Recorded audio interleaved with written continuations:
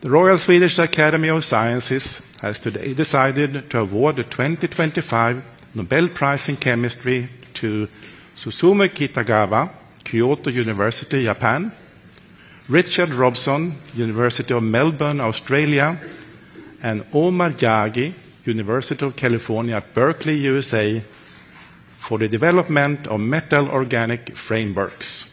A great prize for you today. Imagine that the tools of chemistry in which gas molecules can feel at home, and with chemical air from industry exhaust pipes, or that could be used to separate toxic molecules from wastewater.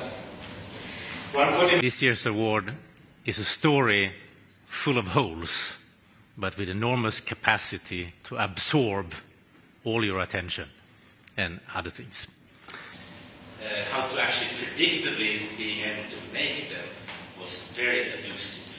Diamonds, as you can see here, and if you know, diamonds are based on carbon atoms. In this case, each arm of this molecule, this organic molecule, released from the material, desorbed from the material, reversing. Omar Yagi. So Omar Yagi had been working for several years. And it's very, very clear that we will expect many more frameworks to be developed and many more applications in the future for the benefit of humankind. So, thank you. Transform this material to the society, of course. But Good evening, Professor Kitagawa. Again, our warmest congratulations to the Nobel Prize in Chemistry. good evening. Thank you very much. I'm deeply honored and delighted that my long-standing research has been recognized. Thank you very much. Yeah. This is very new material, so it's a long time to realize in our society. Thank you for your important answers here, and we look forward to see you here in Stockholm in December. Yes, I will. Thank you very much. To find ways, humankind has to find ways to where possible on a large scale. That would of course be that alone, I think. I mean, there's all the applications, but then there is the fundamental aspect. So this year's laureates have found a new way to create materials that are full of tiny spaces, small enough that individual molecules can fit inside. So if you imagine a whole material made out of this, you can have molecules enter and come out of it.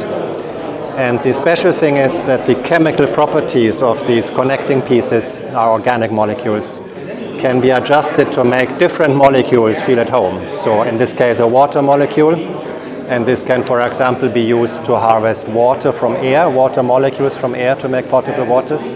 But other materials could be made to harvest carbon dioxide from air or toxic materials from water or whatever it might be. Also the incredible variations you can create, because these ligands in between are just organic. Concerned right now is carbon dioxide, right? We work very... So one of the applications for these materials is to absorb gas molecules, and it's pretty incredible what they can do. So a small amount of material, literally something that would fit between my fingers, can have the same area on its inside as a football pitch, so several thousands of square meters.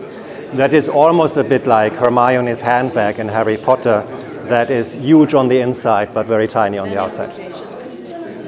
What's the holy grail? What's the what in the future? So broadly speaking, these materials excel at absorbing gas molecules, and they excel at being able to tailor them to specific types of gases. So if you, for example, have decided you want to separate carbon dioxide from air, you can create a material where carbon dioxide molecules will stick at a certain temperature and pressure, versus oxygen and nitrogen and so on, the other components of the air won't. And in this way you can absorb specific gas molecules, and that can be used for carbon dioxide is an extremely important application, of course, but basically for any other gas as well.